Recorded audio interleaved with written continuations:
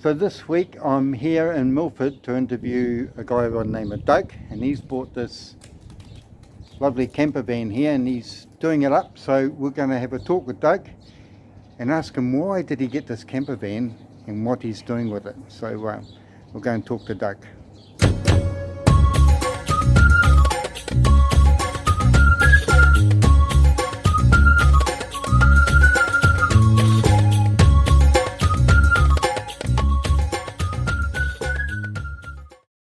So Doug, tell us all about this lovely camper you're doing up. Okay, it's a Mitsubishi Rosa 7 meter. It's the biggest you can drive on a car license, 2007 model, 4.9 litre turbo diesel. I think the older ones were a little bit over 6 tonne, which is your class 1 rating. So this one, it was the big. We were going to go for a 9 or 11 meter, the city bus, but no, class 2. It just fuel, changing the tires, getting in and out of tight little corners and little villages when we travel. All that sort of thing. We just thought, no, this is the right size for us, and it's just going to be 2 of us, and we're going to travel whole of New Zealand when we retire. So that's the plan. Excellent. So it's not a weekend warrior setup. It will be sort of full time living. Short distances, slightly longer stay, sort of a week here, a week there, that sort of thing. Not sort of drive for 1,000 kilometres and stay for a day and then move on. So that's how I'm sort of looking at it, setting it up. I've set up 150 litres of fresh water. Wow. And 150 litre waste tank. Excellent. So that's on the water side of things, and the solar later. We'll put the solar in a bit later. Nearer the time we're going to hit the road. Good idea. Wonderful. So Doug, when you got this camper, it's going to be you and the wife that are going to be doing this trip. Is that right? Around New Zealand? Mostly. In the interim, before we retire, we'll be taking the family. I'm trying to set it up as a 4-berth. Great. So we will be taking grandkids, go weekends away. My other daughter, we will be taking them with, and so that's the plan to use it, as a motorhome until we retire and go on some nice long trips in it. That'd be lovely. Obviously, we want to use it for a lot of different things, but I was just saying the main sort of usage. Yes. At the end of the day, that's how I've designed it. If anyone says, "Well, why do you do that?" Why so much, and just so they understand, people understand you, because when you do something like this, you choose so many brain cells trying to figure out, 50 litres of water, 100 litres of water, and 200 would be even better. But I've tried to sort of look at week, and with a cassette toilet and a spare cassette, the 2 of us and the amount of water we got will be okay for a week. For waste storage, if there's no dump station, that sort of thing. So that's great. Just the goal, the initial goal. Rightio. Thanks, Doug, for that. And I'm pretty sure you guys want to have a look at this thing because it's quite impressive. So, Doug, let us on a tour and we'll go and have a look at this thing. This looks pretty impressive. And I know Doug does some really good chemistry work as well. So when we get to go inside, we're going to see some of this beautiful handiwork. So we'll have a look. Rightio, Doug, do you want to show us around this lovely motorhome you've got here? Okay.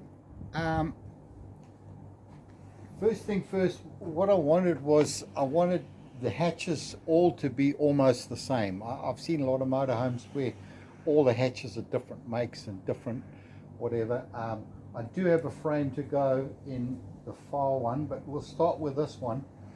I bought these hatches. They were damaged in transit from the States, from American RVs. So I basically built aluminium boxes behind them, and then I've set the frames up, but I am going to make new doors for them out of probably the PVC board, a multi-board they call it. It's all PVC and then maybe a 3mm aluminium sheet over that. These aluminium boxes are made of 3mm aluminium. So what I did was this box here will be for two 4.5 kilo gas bottles. Here we have the water tank filler, and on the other side I'll show you we have where you can hook up a permanent line to a tap for city water, so that means it can run, you know, full time on the tap. And then further down here, these are the bus batteries go in here, which is 24 volt system. They were accessed through the top behind one of the seats in the bus originally, but because I wanted to build the cabinetry over it, I built this box, and I do have another hatch frame that goes over this, which I'll be fiberglassing this all up. And so now you can access these two 24 volt. This is the bus batteries though, not the house batteries. Okay. If you look closely, if you move back a bit, Rob, you might see the trunk of an elephant here. If you look carefully, there's the trunk of an elephant. Oh, yes, yes. I didn't mention earlier that they're the legs of the elephant. This was originally a Japanese kids' school bus. Oh, okay. So it had ellies and flowers and all those kind of things all over the side. The guy I bought it from, he'd actually removed all that when I got it. So anyway, so yeah, that was great from one aspect, but a bit of a downfall from another aspect because of the seats, the engineering, and the platform levels that a lot of guys now, if they're clever, they'll buy a bus, they'll keep two original bus seats in there in the back, and they will keep, obviously they'll have the passenger seat already set up, which I don't have because they were all kids seats, so they were all removed, and it was just registered as a commercial van initially. So I'll get it changed to a motorhome later on down the road. Yeah, so I removed the spare wheel from under the rear end of the bus because of the weight of the water and what I'd had on the bus. So I wanted to try and balance the weight out a little bit better. And where the spare wheel was is where I've got a 100 litre water tank. So the 150 is two tanks. One is 100, one is 50 litres, and they're side by side with pipes balancing out the tanks all the time. So I've got tank meters or tank levels on the one tank, but the level will always be the same. So they'll both they'll fill up together and they'll drop off together. So I put this on the front. I took I think this is 16 inch, and I took a 14 or 15, no 14 inch. It was two sizes down. I took a 14 inch wheel rim, and I built a bracket out of that and fitted the 14 inch wheel rim, and then the whole thing just clips on. So that's how the spare goes on. And I just, yeah. So, and you can still lift the wipers out.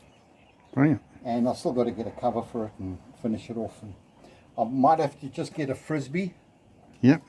Put a frisbee over the front of the bolt just to stop the cover wearing on the studs. Yeah. And it'll give you something to do at the campgrounds. Yeah, I haven't worked out what I'm going to do there yet, but basically it's got to be up the front here.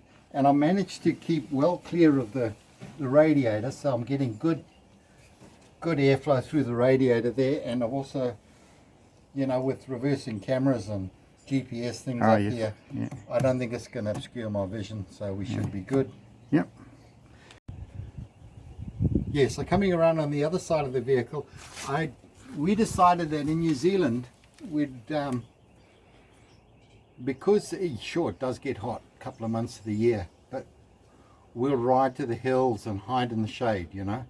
We removed the air conditioner, which I'll show you the huge cabinet that I've put in its place inside, all the overhead cabinets that I've fitted up where the air conditioning ducting was, and this full compartment was where the condenser was originally for the air conditioning, the original air conditioning. So I took the whole condenser out, built this whole aluminium box, and this is going to be our house batteries. So we'll have house batteries in here, we'll have battery charger in here, and I'll probably run, and I'll have maybe a small inverter underneath the sofa inside that'll run straight from here, because the sofa's right here. So you know, heavy duty cables straight straight up one of these goes into the sofa. And then the battery charger will be permanently plugged in. So when we plug into shore power, we automatically charge the batteries on 240 volt shore hookup. And we'll have this is the cable from the top cabinet, which I'll show you inside, which is where the charge controller will be for the solar, and that'll come down and charge the house batteries on this side. Above that, this is where we have our toilet cassette. I've still got to connect it all up, and but that's where the toilet cassette is. Oh yes. So also this one, same frame as all the other doors. I just need to, I'll probably be making a new door for this one as well. Because I've also got some very nice, what do they call them, compression latches from Dun & Watson in Australia. And yeah, the door's a bit tight. So I want to use those, and what I did was I bought 8 of them, all with the same key, so that I'll have one key to open all the hatches on the hull. That's a good idea, yeah. Yeah, so yeah, OCD. I didn't want 50 keys. Yeah. Which one is this? So that was the plan there. All right, so moving further back, this is the shore power hookup, where we can just connect into mains power. And this was the shore water. So we can hook up here. The nice thing with this is it already has a regulator on the inside, which drops it to 50 psi, so you don't blow all your plumbing.